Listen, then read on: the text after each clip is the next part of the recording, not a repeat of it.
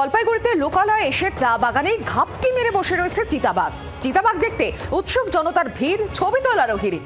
বনকর্মীদের চেষ্টায় চা বাগান থেকে উদ্ধার করা হলো এই চিতাবাঘটিকে। চাঞ্চল্য ছড়িয়েছে ঘটনাস্থলে ময়নাগুড়ি।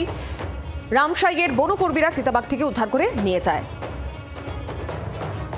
সেই মুহূর্তে ছবি দেখতে পাচ্ছেন যে সময় বনকর্মীরা চিতাবাঘটিকে উদ্ধার করে।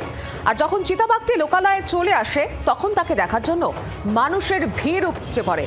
ছবি তোলার হিড়িক লেগে যায়। বনকর্মীদের চেষ্টায় চা বাগান থেকে উদ্ধার করা হয় তারপর চিতাবাঘটিকে। এর আগেও একাধিক চিতাবাঘের হামলার অভিযোগ সামনে এসেছিল। তারপর বন দপ্তরের তরফ থেকে যেমন খাঁচা পাতা হয়েছিল, এবার চিতাবাঘটিকে উদ্ধার করে নিয়ে যাওয়া হলো বন দপ্তরের তরফ থেকে। ঘটনাকে কেন্দ্র করে ঘটনাস্থলে ময়নাগুড়ি রামসাইয়ের বনকর্মীরা পৌঁছয়। আরো বিস্তারিত জানবো, টেলিফোন লাইনে রয়েছেন প্রতিনিধি প্রদ্যুৎ দাস।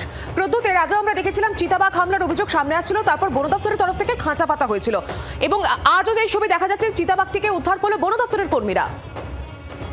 দেখো, এই চিতাবাঘটি চা বাগানের মধ্যে দেখা গেছে, সেখানে একজন চা বাগানের কর্মী কাজ করছিলেন, হঠাৎই দেখে চিতাবাঘটি চা বাগানের ঝোপের মধ্যে।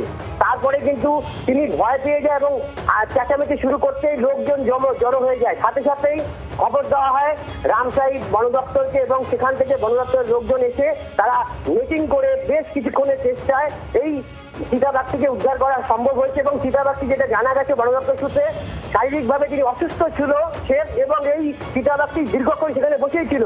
কিন্তু এই এলাকায়, এই লোকালয়ে বারবার চিতাবাঘের হানা এবং এই আনাগোনায় কিন্তু এলাকার বাসিন্দাদের ঘুম উড়েছে। তারা চাচ্ছেন যে এই এলাকায় যেন বন দপ্তরের নজরদারি থাকে এবং টহলদারি জারি থাকে। কিন্তু এই ঘটনার পর বহু মানুষ ভিড় জমিয়েছেন এই চিতাবাঘ।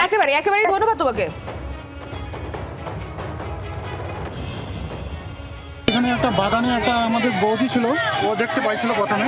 তারপরে আমরা লোকাল ছেলেগুলো একটু পাশে গিয়ে দেখি যে বাঘটার হয়তো কিছু প্রবলেম ছিল, তার মুখে কিছু হয়তো প্রবলেম ছিল, তো ঠিকমতো বাঘটা দাঁড়াতে পারছিল না। তারপরে আমরা ফরেস্ট ডিপার্টমেন্ট আমার পুলিশকে খবর দিই, তো এখন আইসে ফরেস্ট ডিপার্টমেন্ট উদ্ধার করে নিয়ে যাচ্ছিল।